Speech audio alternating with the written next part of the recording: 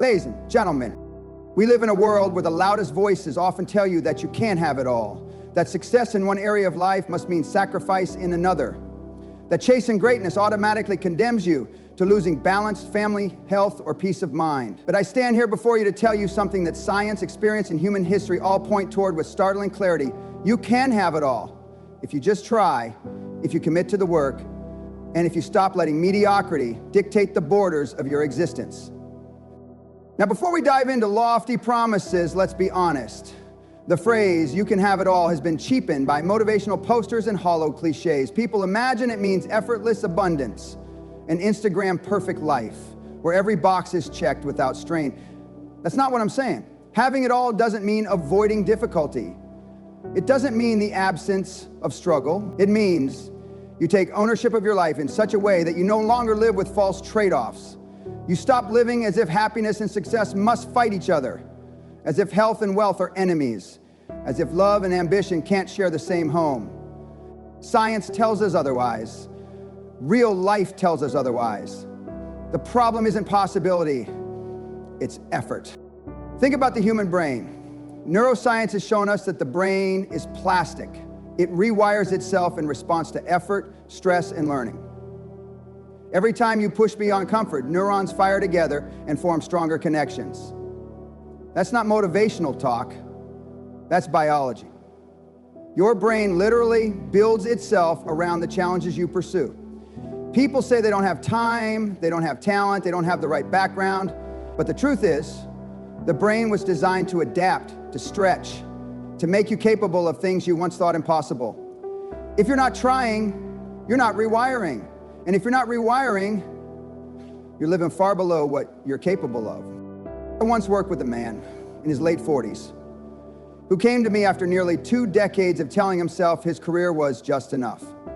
He was successful by ordinary standards, steady income, a family, a home. But deep down, he knew he was coasting. He wanted more, but convinced himself he had already missed his window. Then something shifted. He stopped asking, "What's realistic?" and began asking, "What would I attempt if I actually gave everything?" Within 5 years, he had doubled his business, rebuilt his health after years of neglect, and found more time to spend with his children than he had in the previous decade. People thought it was a miracle, but it wasn't. It was biology, psychology, and relentless effort colliding. The lie we've been sold is that ambition and fulfillment are opposites. But let's look at it through the lens of neuroscience and physiology. When you pursue something meaningful, your brain releases dopamine, not just when you achieve it, but when you make progress. Dopamine fuels motivation, resilience, and joy. That means the very act of striving, the act of trying, is what makes life feel alive. This is why people who coast, who live comfortably but never stretch themselves, often feel emptier than those who push past exhaustion in pursuit of something greater. Striving is built into our biology. It is not the enemy of peace, it is the foundation of it. So why do so many people believe they can't have it all? Because they confuse comfort with happiness, and they confuse effort with sacrifice. Let me give you a striking example from the medical field. We know that physical exercise is one of the strongest predictors of long-term health. But when you ask people why they don't exercise, they say they don't have time, or that work, family, or stress prevents it. Yet those same people will spend hours on screens, scrolling through things that add nothing to their lives. What's happening? They're choosing short-term comfort over long-term abundance. They're saying no to having it all, not because it's impossible, but because they'd rather avoid effort. And here's where the truth stings. Having it all isn't a question of possibility, it's a question of pain tolerance. Are you willing to endure the discomfort of growth? Are you willing to sweat, to fail, to be misunderstood, to walk away from people who prefer your smaller version? Neuroscientists studying resilience have found that individuals who succeed in multiple domains of life, career, health, relationships, are not necessarily the most talented, but the most tolerant of stress. They train themselves to see stress not as a threat, but as a signal to adapt. That mindset alone separates those who have fragments of life from those who have it all. I know what some of you are thinking, but there are only 24 hours in a day. How can I possibly have it all? That's the common objection, right? But here's the flaw. Time is not the limiting factor. Focus is. Think about high-performing individuals who somehow manage billion-dollar companies, raise families, run marathons, and still find time to mentor others. They don't have more hours, they have more clarity. They don't waste their focus on things that don't matter. They live by design, not by default. Consider the story of a woman who began medical school in her mid-30s while raising 3 children. Everyone told her it was impossible. Too old, too busy, too late. She ignored them. She organized her life around her vision. She delegated what she could, sacrificed distractions, and refused to buy into the myth of impossibility. 10 years later, she was not only a practicing physician, but also a published researcher and still present in her children's lives. Did she struggle? Absolutely. But she proved that struggle is not the enemy, it's the price of having it all. And here's something you need to etch into your mind. The pursuit of having it all is not selfish. In fact, it's the opposite. When you raise your own standards, when you push yourself to embody more, you become an example. You give permission to others, your children, your colleagues, your community, to do the same. Neuroscience calls this mirror neurons. We are wired to imitate. When you break limits, you teach others that limits are breakable. When you choose to try, you give others the courage to try. Having it all is not just about you, it's about creating a ripple that changes generations. Now let's talk about the greatest excuse of all, fear of failure. People convince themselves that trying and failing is worse than not trying at all. That is a lie that destroys more dreams than poverty or illness ever could. Biologically, failure is feedback. When you fail, your brain encodes lessons. Synapses adjust, strategies shift, and resilience deepens. In other words, failure is the fuel that rewires you for success. Avoiding failure is not protecting yourself, it's guaranteeing mediocrity. Ladies and gentlemen, we're at a crossroads in human culture. Never before have we had more access to knowledge, tools, and opportunities. Yet never before have people been so paralyzed by excuses. You don't lack resources, you lack resolve. You don't lack time, you lack priorities. And you don't lack ability, you lack the willingness to try. The truth is blunt but liberating. You can have it all if you stop waiting for perfect conditions and simply begin. The data backs this up. Studies on longevity show that people who invest in multiple domains of life, relationships, purpose, physical health, financial stability, live longer, healthier, and happier, not because they avoided stress, but because they engaged deeply with life. They lived all in. And here's the part that should shake you.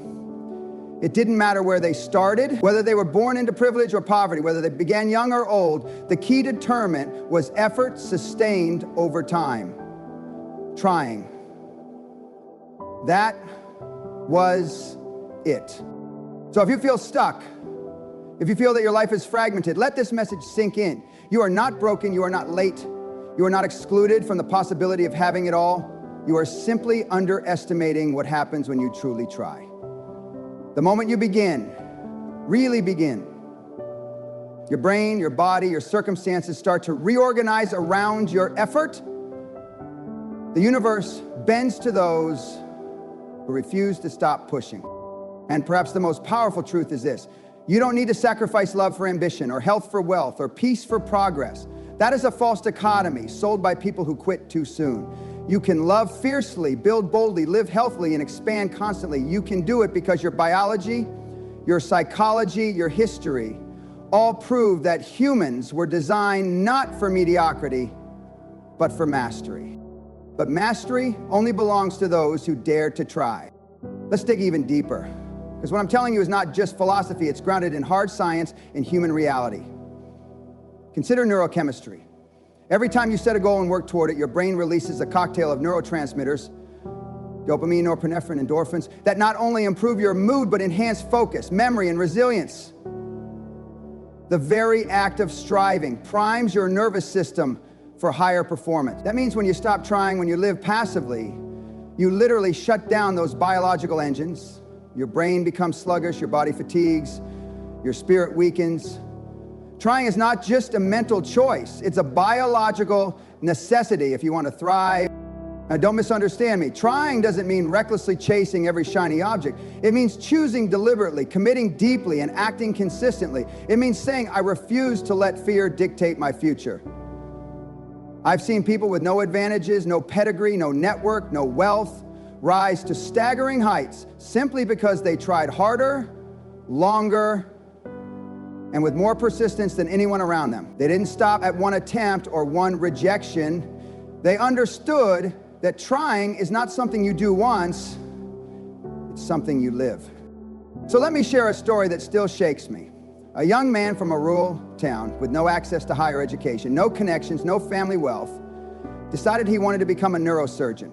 Impossible, right? Everyone told him to settle, but he refused. He applied to universities, got rejected repeatedly, but each rejection only fueled his resolve. He studied relentlessly, worked odd jobs, reapplied year after year. Eventually, he was accepted into a modest program, excelled beyond anyone's expectations, and today he is not only a practicing surgeon, but also leading groundbreaking research on brain repair after injury. And it's not luck, it's the raw power of trying over and over until the world bent to his will. Now let's examine the myth of balance. People love to say you can't have it all because balance is impossible. But balance is misunderstood. Balance does not mean equal time or equal energy in every area. Balance means harmony across the things that matter most. Think of it like a symphony. Each instrument doesn't play the same notes at the same volume, but together they create music. You can be deeply focused on building a business while still nourishing your body, loving your family, and cultivating joy, if you live intentionally. It's not about splitting yourself into pieces. It's about aligning your actions with your deepest values. Science supports this. Studies from positive psychology reveal that individuals who report the highest life satisfaction aren't those who focus exclusively on one domain, but those who integrate multiple domains: career, relationships, health, spirituality. Not perfectly, not without effort, but with deliberate attention. This is the blueprint for having it all, and it starts not with genius or privilege, but with the decision to try. So let's dismantle another excuse. I'm too old. Research in neuroscience shows that neuroplasticity continues into old age. The brain keeps forming new connections as long as you challenge it. I've seen 60-year-olds learn new languages, 70-year-olds start businesses, 80-year-olds run marathons. Age does not stop you. Lack of trying does. And if you think you've wasted too much time, remember this. The best time to plant a tree was 20 years ago. The second best time is today. You can still have it all if you start now. And then there's the opposite excuse. I'm too young, too inexperienced. But youth is not a weakness, it's a superpower. Young brains are wired for faster learning, greater adaptability, higher resilience. The only thing standing in the way is the belief that you must wait for permission, wait for credentials, wait for the right moment. But history is full of young people who changed the world by daring to try before anyone thought they were ready. Read the biographies of innovators, artists, leaders. They didn't wait, they acted, and the world adjusted. Now let's talk about something that people rarely confront head on: the cost of not trying. What happens when you choose comfort over effort? What happens when you settle? Neuroscience has an answer. The brain shrinks, literally. When you stop learning, stop challenging yourself, the connections between neurons weaken, memory declines, emotional resilience drops. Your body follows the same trajectory. Muscles atrophy without use, cardiovascular health deteriorates without strain. In other words, when you stop trying, you don't just stagnate, you regress. And that's why so many people feel stuck, tired, uninspired. They're not suffering from lack of potential, they're suffering from lack of trying. But here's the good news. The opposite is also true. When you decide to try, really try, your brain grows. MRI scans have shown that learning new skills physically thickens regions of the brain. Exercise regenerates neurons. Purpose-driven action reduces markers of stress and inflammation. You literally build a stronger brain, a stronger body. a stronger life by the simple decision to try. Imagine what happens when you compound that decision daily across years. You don't just improve, you transform. And transformation doesn't just affect you. Remember those mirror neurons I mentioned earlier?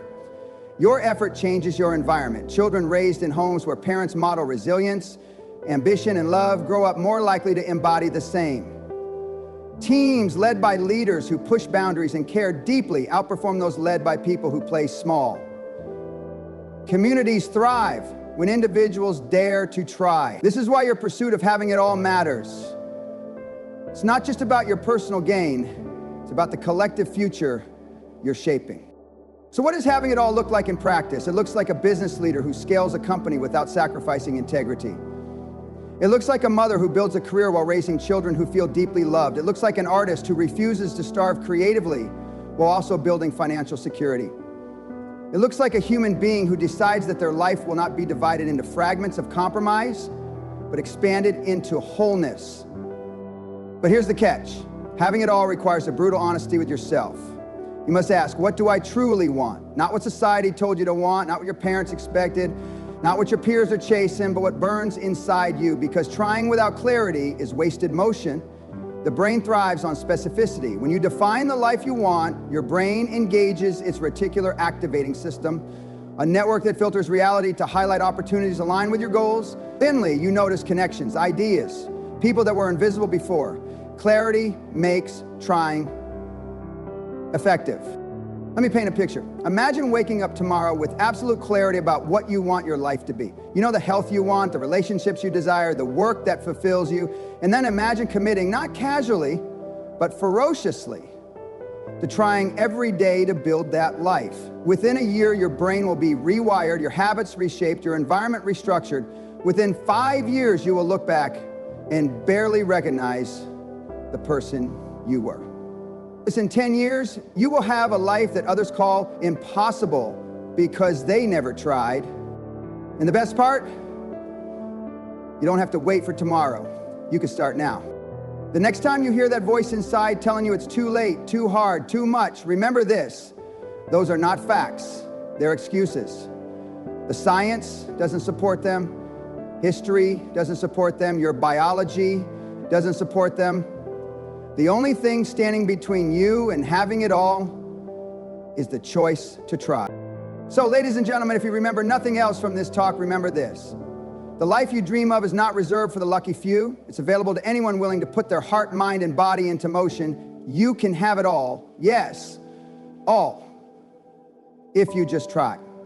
And when you do, you'll discover that trying is not the burden you feared, but the very thing that makes life worth living. Because the truth is, the world doesn't belong to those who wait. It belongs to those who dare. It belongs to those who persist. It belongs to those who look impossibility in the eye and say, watch me. And if you have the courage to try, you'll find that not only can you have it all, you were born to.